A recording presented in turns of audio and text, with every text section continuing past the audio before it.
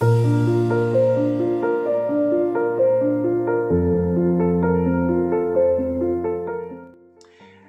organes énergétiques de plus. Je vous propose l'épisode 2 de la partie de soi et organes énergétiques.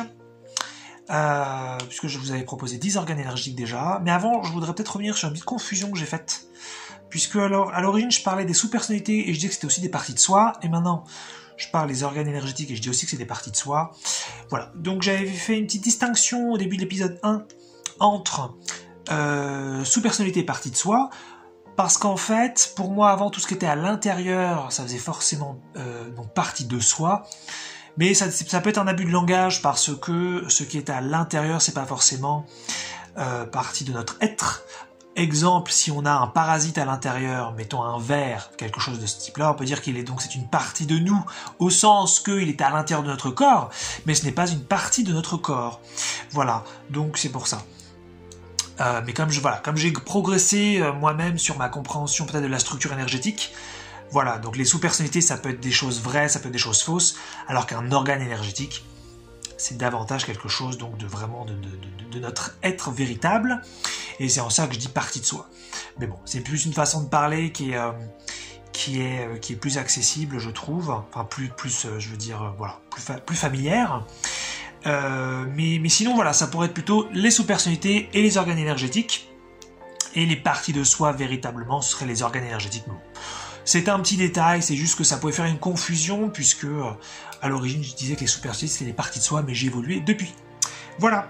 Donc, dans l'épisode 1, je vous avais proposé 10 organes énergétiques, donc 10 parties de soi, qui étaient, je les redis très rapidement, confiance, appréciation, sens, argent, amour, santé, expansion, vérité, beauté et puis sécurité. Et donc, comme j'avais dit dans l'épisode 1, j'en avais un stock, il m'en restait pas mal. Donc, je vous en proposais 10 de plus. Donc, l'idée, c'est quoi? C'est d'essayer de comprendre que ce que je vous propose là de penser, de conceptualiser, de considérer et idéalement de ressentir, c'est que ce que vous êtes, c'est une structure énergétique qui contient comme un puzzle, qui contient plein de petits morceaux, et qu'en fin de compte, tout ça devrait être en super santé, tout ça devrait être très très très fonctionnel, tout ça devrait être, être parfait, a priori, et que s'il y a des choses qui manquent ou des choses qui sont abîmées, ce n'est pas normal. Ça ne veut pas dire que c'est grave au sens que il faut tomber dans l'urgence, mais en tout cas, ça doit être réparé, ça doit être récupéré. Enfin, quand je dis ça doit, c'est à chacun de décider ça. Mais en tout cas, si vous voulez être au top, si vous voulez vraiment être vraiment vous-même pleinement, ça devrait être récupéré. Voilà. Et donc ça sort du paradigme qu'on a tous des défauts par exemple, ou qu'on a tous des choses qui ne fonctionnent pas chez nous et que c'est normal. Non, ce n'est pas normal, c'est plutôt que nous les humains on s'est habitués à aller mal sur pas mal de sujets, et l'idée c'est d'apprendre à sortir de ça et de passer par des thérapies donc efficaces pour justement se reconstruire définitivement. Voilà. Et donc les 10 autres que je voulais vous proposer, donc un petit peu comme dans l'épisode 1, je vous les fais pas dans un ordre, je dirais, d'importance. En fait, c'est un ordre un petit peu d'écriture que j'ai fait, comme ça, je vous le montre vite fait. Voilà, et donc c'est dans l'ordre que j'écris. Alors le tout premier, qui est hyper important, que moi d'ailleurs j'ai pas du tout. Je vais souvent me prendre comme comparaison parce qu'il y a des parties que j'ai, des parties que j'ai pas, donc ça permet vous aussi peut-être de vous comparer à moi ou à quelqu'un d'autre, ou je ne sais pas. La première partie donc, que je vous propose, la 11e donc, c'est la connexion au tout. Il est absolument naturel, il me semble, d'être connecté au tout. Alors, on va un petit peu peut-être en dire un peu plus sur ce que serait ce tout. On pourrait appeler ça donc l'univers, Dieu, la source, ou la terre, ou ce qui vous parle. Mais en tout cas, ça pourrait être aussi la société ou la civilisation humaine. Ça pourrait être pas mal aussi. Mais il est absolument naturel d'avoir un sentiment de connexion à quelque chose de plus large. Et donc, c'est-à-dire que si vous vous sentez seulement connecté à vous-même ou à votre famille proche, c'est déjà ça de prix, c'est sûr. Mais en principe, comme on est un, on est censé être connecté un petit peu à tout, et donc on devrait sentir un lien un petit peu à toute chose, et donc au minimum à quelque chose de plus large. Voilà. Ça me semble important. Et moi, par exemple, voilà, c'est quelque chose que j'ai pas encore aujourd'hui. Je me sens pas spécialement connecté à la Terre. Bon, alors j'ai appris dernièrement qu'a priori je viens d'un autre système solaire, et j'ai eu de l'info là-dessus, mais peu importe, dans tous les cas, même qu'on vienne de la Terre ou qu'on vienne d'un autre système solaire, être connecté à l'univers, être connecté au divin, être connecté à quelque chose, en tout cas de plus large. C'est très très important de se rappeler que c'est quelque chose d'inhérent vraiment à ce que l'on est, et que si on n'a pas ça ou qu'on le sent peu, c'est qu'a priori quelque chose de malade. Voilà. En revanche, après, si ça vous plaît d'être athée, si ça vous convient de penser qu'il n'y a que cet endroit, tout ça, et que vous êtes très très très à l'aise avec ça, ça pourrait avoir du sens. Mais c'est ce que je disais, vous pourrez tout à fait être un athée connecté, par exemple, à la civilisation humaine. Voilà, c'est connecté à quelque chose finalement de plus grand, de plus large, qui vous dépasse un petit peu, pas dépassé dans le sens négatif où on s'y perd, mais en tout cas, qu'il y a plus de conscience à aller chercher. Et voilà. Donc connexion au tout, ça me semble être quelque chose d'essentiel pour une santé énergétique pleine. Deuxième élément que je vous propose, deuxième organe énergétique, le 12e, c'est la matérialité. Dans l'épisode 1, j'avais parlé de l'argent, et j'avais dit que j'allais proposer une petite nuance dans l'épisode d'après, donc celui-là. Et donc, la matérialité, ça pourrait être plus large donc que l'argent. Vous devriez normalement avoir un lien sain à la matérialité, ça veut dire que vous menez une vie sur Terre sans manque matériel. Vous avez donc un logement qui vous convient par rapport à vos besoins, vous avez des habits qui vous conviennent par rapport à vos besoins, vous avez des moyens de locomotion qui vous conviennent par rapport à vos besoins, etc. Parce qu'on pourrait tout à fait avoir une vie, je dirais, tiens, un bon exemple, ce serait un enfant. Un enfant n'a pas d'argent, mais un enfant qui a un organe énergétique sain de la matérialité, donc va avoir un environnement de matérialité très confortable. Voilà. Et donc on peut tout à fait être très très confortable matériellement sans avoir de l'argent. Et la matérialité, donc c'est la Terre, au sens, là j'ai envie de dire la 3D. Et donc si vous manque des choses, et moi c'est mon cas, hein, même si là ça bouge beaucoup, j'en parlerai peut-être une autre fois, mais là ça bouge beaucoup de mon côté, mais ce que je veux dire c'est que ça a été mon cas au minimum pendant très longtemps. C'est que vous avez une partie malade.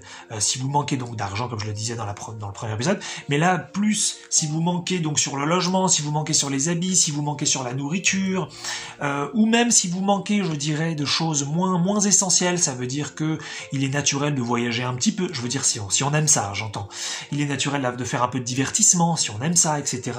Si vous manquez finalement de possibilités, d'options pour pouvoir vivre des choses matérielles sur Terre, c'est qu'a priori vous avez une partie de vous qui est abîmée et qui est malade. Normalement nous devrions vivre dans l'abondance sur la matérialité. Voilà, c'est ce que on devrait tous avoir, une pleine santé énergétique, on doit avoir une matérialité au top. Voilà, donc ça permet de vous dire non pas que c'est normal, la vie sur Terre c'est comme ça, on vit peut-être une époque difficile, c'est peut-être l'économie qui a des soucis. Non, si vous avez votre organe énergétique de la matérialité qui est en pleine santé, pour vous, et peut-être que pour vous, ça devrait fonctionner parfaitement bien. Je vous propose ensuite, comme autre organe énergétique, l'amitié. Alors l'amitié, c'est un petit peu différent donc de l'amour, évidemment, dont j'avais parlé dans l'épisode 1, mais ce que je veux dire par là, c'est que c'est très naturel, c'est très sain d'avoir des amis. Ça pourrait être un seul ami, hein, pas forcément 10. Ça va dépendre évidemment de chacun. Mais c'est très très important d'avoir d'avoir un rapport à l'amitié qui est sain. Pour certaines personnes, on pourrait imaginer que être peut-être solitaire. Je pense que peut-être vraiment une petite minorité des humains, peut-être être très solitaire, peut-être d'avoir aucune relation ou très peu, ça pourrait être très sain et très adapté. Donc il ne s'agit pas du tout de nier ça non plus. Mais sinon, pour l'extrême majorité d'entre nous, avoir un petit peu d'amitié, c'est très naturel. Et donc, de se dire par exemple que non, dans la vie, parfois on n'a pas d'amis, parfois on ne trouve pas les bonnes personnes, etc., et que c'est normal. Non, ce n'est pas normal. Si vous avez votre organe énergétique de l'amitié qui va vibrer comme il faut, vous allez donc avoir une fréquence adaptée par rapport à certaines personnes que vous allez rencontrer, et vous aurez des amis. C'est très très important de retenir ça. Maintenant, je voudrais donner une nuance là-dessus. J'aime bien l'approche, je dirais, américaine sur l'amitié, que nous, on n'a pas trop tellement, je dirais, en France, en tout cas j'ai l'impression. C'est que l'amitié, ça pourrait être aussi votre conjoint, ça pourrait être aussi un membre de votre famille. Vous pourrez être ami avec votre père, votre mère, votre frère, votre sœur, et vous pourrez tout à fait aussi être ami donc avec votre conjoint, conjointe, ou vos conjoints, si vous en avez plusieurs. C'est-à-dire que voilà, on peut tout à fait être en relation avec quelqu'un qui tient plusieurs rôles, mais dans le sens neutre, et il n'y a pas de souci spécialement avec ça. Donc, mais le rapport amical, voilà, il est différent évidemment du rapport amoureux, ou même du rapport sexuel évidemment, et puis il est aussi différent du rapport familial, ou du rapport professionnel, ou du rapport cordial.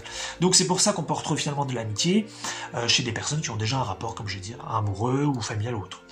Mais voilà, l'amitié, ça doit être quelque chose de très sain, à moins que vous fassiez partie, donc je vous dis, d'une petite minorité qui a besoin vraiment d'être solitaire.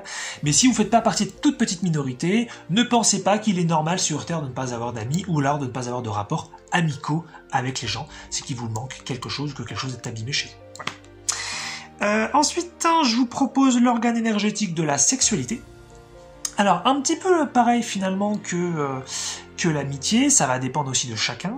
Il y a des gens pour qui être asexuel, donc ne pas avoir de désir sexuel, ça pourrait être absolument sain. Donc ça va dépendre évidemment de chacun. D'autres, ça pourrait être effectivement être très très très sexuel, avoir énormément de rapports, et ça pourrait être sain aussi. Mais attention à, en revanche, utiliser ces deux extrêmes comme des excuses, c'est-à-dire que si vous avez votre organe énergétique, normalement il vibre, je dirais, une sexualité classique, j'ai envie de dire, c'est-à-dire un rapport sexuel une fois de temps en temps, et que justement vous n'en avez aucun, ou vous en avez une tonne, c'est qu'a priori il y a quelque chose qui a été abîmé. Si vous devez vibrer justement une sexualité plus classique, plus traditionnelle, et que vous retrouvez avec absolument aucun rapport sexuel, c'est quelque chose qui a arrêté de vibrer à l'intérieur de vous, c'est quelque chose qui a été supprimé, ou qui a été coupé en deux, ou je sais pas combien, en tout cas qui a été vraiment abîmé. Donc ne vous reparadigmez pas dans ah bah moi en fait je suis asexuel, c'est comme ça expliquerait le fait que je n'ai pas de rapport, ou en fait moi je suis hypersexuel et ça expliquerait pourquoi j'en ai une tonne. En avoir beaucoup, ou en avoir pas du tout, encore une fois, a priori, ce sont plutôt des minorités. Si c'est votre cas, très bien. Mais voilà, si normalement on doit avoir un organe énergétique de la sexualité qui vibre bien, et on doit avoir un rapport sain à ça. Et un rapport sain à ça, peut être, c'est pas là j'ai parlé seulement de fréquence, mais ça pourrait être aussi voilà comment on se sent vis-à-vis de ça. Donc finalement qu'on en ait un tout petit peu, enfin pas du tout, donc dans l'exemple donné un peu ou énormément, on pourrait tout à fait se sentir très mal ou très mal à l'aise vis-à-vis de ça, et là aussi ça veut dire quelque chose qui a été abîmé. Donc trauma dans l'enfance, trauma dans une vie parallèle, autre, peu importe, un parasite énergétique qui vous fait ressentir des trucs pourris, mais on est des êtres humains au sens de la 3D, on est des êtres physiques, on est des êtres sexuels, et donc même si on va avoir tous une sexualité donc qui va être unique, vous devez avoir donc un rapport à ça qui est extrêmement sain, qui est extrêmement positif. Voilà, même si c'est à chacun d'être subjectif vis-à-vis de ça. Ensuite, je voulais vous proposer un autre organe énergétique que j'appelle l'espérance de vie et le non-vieillissement. Et je vais essayer de nuancer un petit peu là-dessus. Parce que moi j'ai une position là-dessus très très spécifique, et là je pense que c'est pas vraiment un organe énergétique. Moi je pense de toute façon si je viens d'un autre endroit que la Terre, forcément il y a plein de trucs que je vais voir très différemment, que je trouve très très étrange comment fonctionnent les humains, et surtout ce qu'ils acceptent et ce qu'ils trouvent normal. Je trouve ça très très bizarre. C'est pour ça que j'aime bien apporter de la nuance là-dessus. Mais voilà, une des caractéristiques très très humaines, c'est de penser que le vieillissement c'est normal. Et donc moi qui vois tout ça, je dis non, on n'a pas du tout besoin de vieillir, c'est absolument pas une fatalité. Et puis surtout, je vois plutôt ça comme quelque chose de plutôt négatif, au sens qui crée plutôt plus de désavantages que d'avantages. Parce qu'il y a des gens qui aiment bien vieillir, évidemment, et puis il y a des gens peut-être qui trouvent ça beau, j'en connais, et d'autres qui trouvent ça bien. Bon voilà, chacun va avoir son point de vue dessus. Mais donc plutôt que de dire que on n'est pas censé vieillir, ça ce serait plutôt une perspective, une possibilité, ce serait pas un organe énergétique. Ce que plutôt je voudrais vous faire prendre conscience, c'est que un organe énergétique sain, ce serait d'avoir un vieillissement adapté à vous. Et le meilleur exemple, c'est quoi ? C'est par rapport à la vie que vous menez. Si arrivé à 50 ans, vous avez vécu tout ce que vous vouliez vivre, soit tous les objectifs que vous êtes donnés, ou tout simplement vous êtes donné d'objectifs, vous vous rendez compte arrivé à 50 ans que vous avez vécu une vie qui vous a beaucoup plu et vous ressentez plus l'envie de vivre autre chose, à ce moment-là ça sert pas forcément d'avoir une espérance de vie plus longue. À ce moment-là, un vieillissement adapté, ce serait de mourir à 50 ans. Mais si arrivé à 80 ans, 90 ans, à 100 ans, vous ressentez que vous avez vécu plein de choses, certes peut-être, ou peut-être même pas beaucoup d'ailleurs, peut-être que vous n'avez pas eu le temps pour X raisons, et que finalement il y a beaucoup d'autres choses que vous sentez à l'intérieur de vous, plein de choses qui vous appellent, et il y a plein d'autres choses qui seraient importantes pour vous à vivre, à accomplir, à ce moment-là, un organe énergétique sain ne serait que votre corps vieillisse de façon adaptée à vous, et donc ce serait peut-être aller à 150, à 200 ans, à 300 ans, ça que sais-je, ça va dépendre de chacun.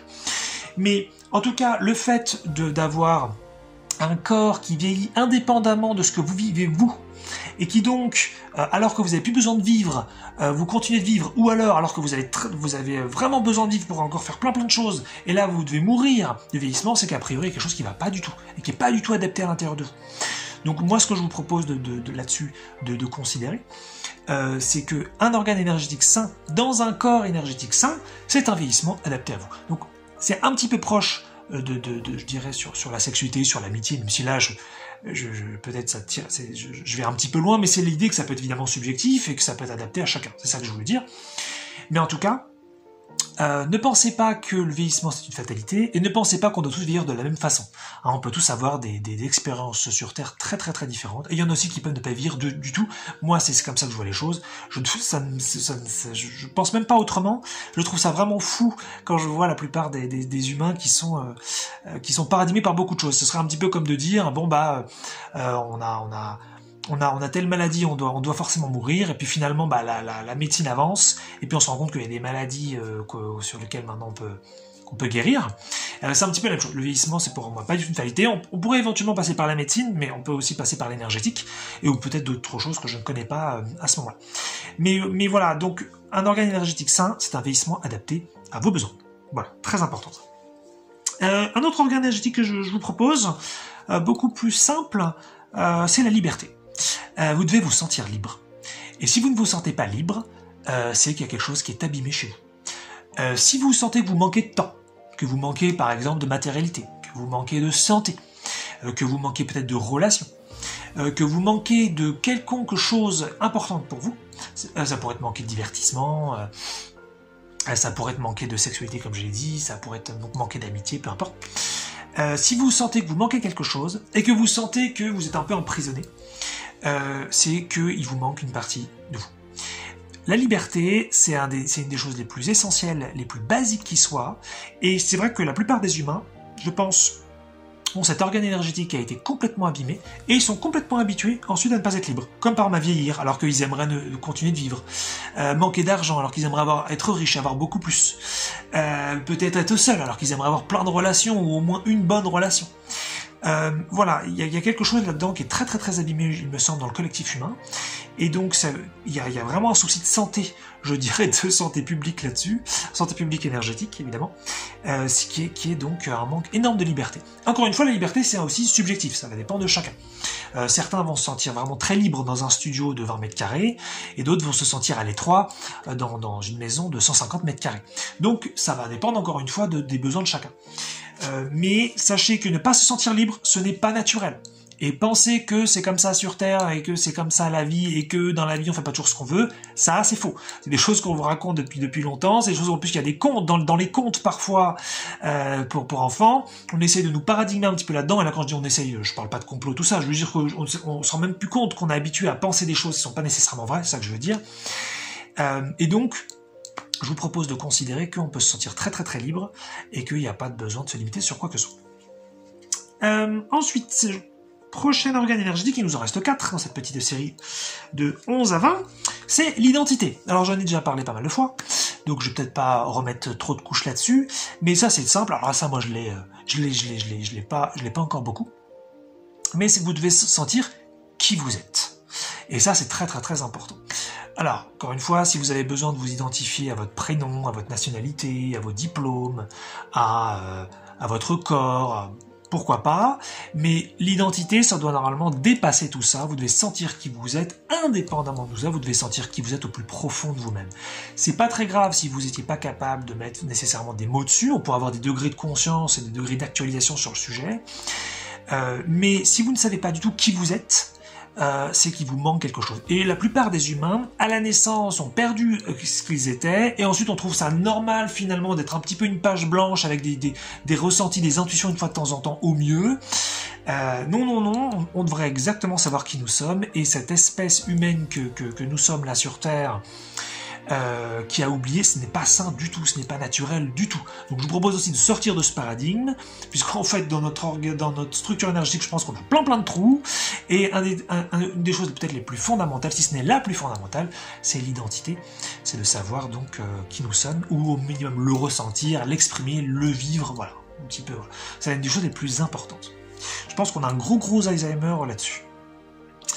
Un autre organe énergétique qui est très intéressant, parce que là, moi, je suis pas du tout concerné par ce manque-là, c'est la capacité de décision. C'est important, je pense, de parler de ça un petit peu, parce que en fait, je me suis rendu compte, il y a une personne autour de moi qui manque de ça, peut-être pas qu'une d'ailleurs, et ça m'étonnait, en fait, tellement moi, je n'étais pas concerné par ce manque-là. Et donc, c'est quoi la capacité de décision ? C'est tout simplement, si je vous dis, ça vous dirait de manger une glace, vous voulez une glace à la fraise ou une glace à la framboise ? Si vous avez un doute pour choisir, du style, ah ouais, moi je voudrais vraiment les deux, je sais pas, c'est quoi le mieux. Et si vous commencez un petit peu à psychoter ou un petit peu à vous faire des nœuds pour prendre des petites décisions, c'est qu'a priori, il vous manque une partie de vous qui est capable de décider comme ça. Bien sûr, on peut de temps en temps hésiter sur un truc parce qu'on a vraiment envie de faire les deux et on peut pas, bien que ça veut dire qu'il vous manque de la liberté, parce que normalement il devrait y avoir aucune limite. Mais au-delà de ça, pour toutes les petites décisions quotidiennes ou les petites décisions, voilà, de la vie simple, normalement vous devrez être capable de décider très vite. Très vite. Et si vous prenez trop de temps, si à chaque fois vous avez besoin que d'autres décident pour vous, c'est qu'il vous manque une partie de vous qui est la capacité de décision. Voilà. C'est intéressant de penser comme ça, parce que quand vous vous rendez compte qu'en fait que c'est pas votre personnalité, c'est pas vous, c'est pas ah bah oui moi il se trouve que je suis quelqu'un de solitaire, ah bah oui moi il se trouve que je suis quelqu'un qui peut pas décider, ah bah oui mais je trouve que je suis pas très libre moi dans ma vie. Non en fait il vous manque juste des parties de vous. Faut faire les bonnes thérapies, soit individuelles, soit vous faire aider par quelqu'un. Et l'idée c'est vraiment de récupérer et de redevenir pleinement sain. Alors peut-être que finalement ce que je vous propose fondamentalement c'est autre chose qu'un être humain, c'est de sortir de l'humanité, mais plutôt que... Moi, je propose plutôt l'humanité 2.0, sans vouloir être arrogant, au sens que c'est moi qui pense à ça et qu'il n'y a que moi, il y a plein de gens qui pensent à ce genre de choses. Mais voilà, je pense qu'on est vraiment paradigmé par un type d'humanité, je pense, qui est très primitif encore, qui est très abîmé. Et l'idée, c'est vraiment de conscientiser ça, sans être négatif non plus, pour en sortir. Donc la capacité de décision, ça devrait être extrêmement naturel pour tout le monde. Voilà. Alors, il nous en reste deux. L'avant-dernier que je vous propose, ça va être la valeur. Vous devez sentir votre valeur. Et ça c'est pas forcément évident pour beaucoup de gens. Sentir sa valeur, c'est sans y réfléchir. Si vous avez besoin de vous dire « j'ai de la valeur parce que je suis bac plus 5, bac plus 7, bac plus 9 »,« j'ai de la valeur parce que j'ai des bonnes notes à l'école »,« j'ai de la valeur parce que j'ai fondé une famille, puis j'ai une dizaine d'enfants par exemple »,« j'ai de la valeur parce que j'ai une médaille d'or aux Jeux Olympiques »,« j'ai de la valeur parce que j'ai monté l'Everest ». Si vous avez besoin d'avoir plein de petites références comme ça, c'est qu'a priori vous avez complètement oublié votre valeur et que vous avez besoin d'aller chercher quelque chose à l'extérieur pour vous dire j'ai fait des choses. Que vous ayez accompli, que vous soyez devenu un milliardaire à 25 ans ou que vous soyez un SDF, vous devez pouvoir ressentir normalement votre valeur dans les deux cas. La valeur, c'est une valeur inconditionnelle, c'est une valeur énergétique, c'est une valeur interne. Ça dépasse votre vie humaine, votre vie sur Terre. Donc, pas de souci si vous la ressentez pas du tout, c'est déjà bien d'en prendre conscience si vous la ressentez pas, mais c'est aussi quelque chose qui est très important, très naturel, et on devrait tous ressentir notre valeur.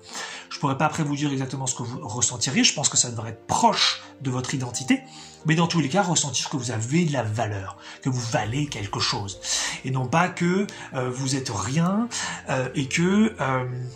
vous avez besoin d'accomplir des choses.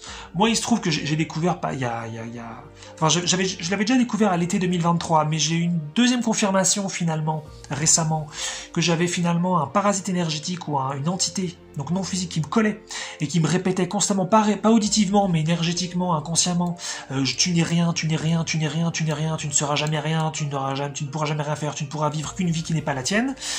Donc je suis en train de me thérapeutiser là-dessus, je suis en train de sortir de ça, donc ça c'est plutôt une bonne nouvelle. Et en fin de compte, c'est typiquement ce genre de truc où on ressent jamais sa valeur. Et même d'ailleurs, lorsqu'on accomplit plein de choses et qu'on en fait des caisses, on peut ressentir de la valeur pour un temps court, mais ensuite il faut en faire toujours plus. Et c'est un petit peu ce que font pas mal de gens qui, par exemple, travaillent pour se dire moi je travaille, j'ai de la valeur, ou je fais plein de sports, j'ai de la valeur, ou je suis une excellente mère, un excellent père, j'ai de la valeur. Mais après, au bout d'un moment, quand ils arrêtent leurs actions, le sentiment de valeur finit par chuter, et vite il faut reprendre les actions. Et ça, c'est absolument pas naturel. Vous devrez pouvoir ressentir votre valeur, peu importe ce que vous accomplissez, peu importe ce que vous faites. Donc je vous propose de penser que la valeur est aussi un organe énergétique très très naturel et très important. On finit cette vidéo avec le 20e organe que je vous propose, c'est la visibilité. La visibilité, en fin de compte, c'est aussi quelque chose de très très naturel. On pourrait donner un synonyme, c'est tout simplement le fait d'exister. Et comment savoir si vous en manque ? Un exemple on pourrait prendre l'exemple des réseaux sociaux où vous postez quelque chose, que ce soit sur Instagram, TikTok, Facebook, je connais pas trop, que ce soit une vidéo ou un texte, un commentaire, et tout le monde s'en fout. Ça veut dire, au sens même quand je dis tout le monde s'en fout, je veux dire que personne ne regarde, ça veut dire que vous manquez de visibilité. Ça pourrait être si vous envoyez un message à quelqu'un et que les gens vous répondent pas, vous manquez de visibilité. Mais un exemple aussi que je trouve assez dingue, mais peut-être que ça vous est arrivé, si par exemple vous faites partie d'un groupe, que ce soit 2 personnes ou une dizaine, et qu'il existe un tiers, une autre personne encore qui parle à ce groupe, et que vous n'êtes jamais regardé lorsque cette personne parle, c'est que vous êtes complètement invisible, et qu'il vous manque un organe qui est naturel, qui est la visibilité. Quelque chose qui est arrivé à des personnes que je connais, qui est assez impressionnant. C'est par exemple, vous êtes à 2, donc vous êtes avec un ami, un conjoint, peu importe. Vous êtes à 2 et puis vous rencontrez une tierce personne dans un contexte adapté, peu importe. C'est une sortie, c'est une soirée, ça n'a pas d'importance.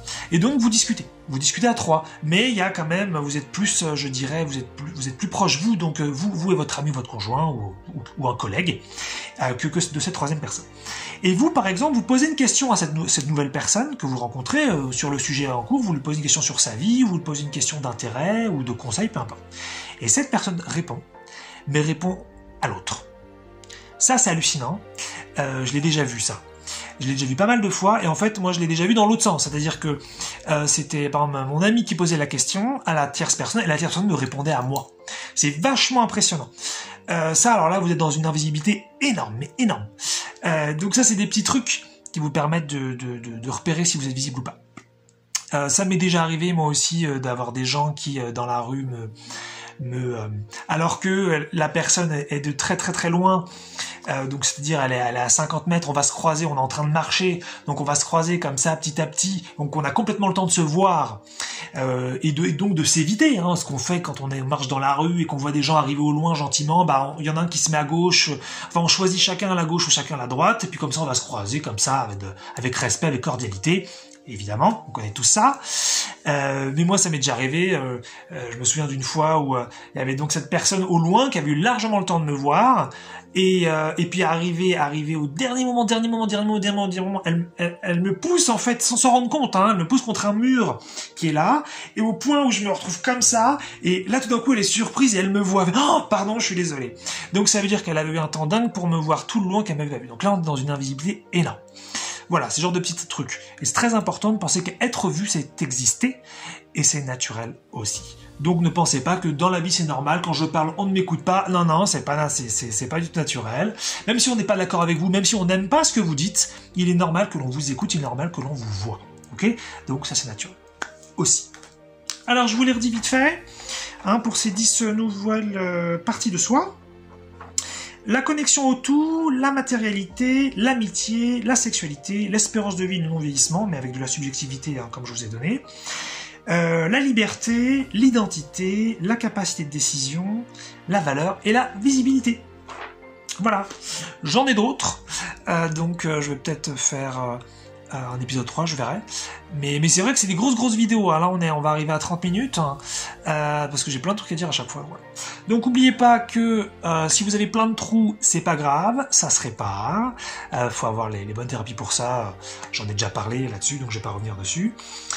On peut aussi apprendre à se thérapeutiser soi-même, il faut savoir le faire, il faut aussi avoir le bon apprentissage, mais ne partez pas du principe que des choses qui vont mal doivent aller mal pour toujours, et n'écoutez pas ceux qui vous disent, je vous propose bien sûr de ne pas écouter ceux qui vous disent que c'est comme ça, qu'on ne peut pas faire autrement. On doit être en super santé, et ce sur tous les domaines.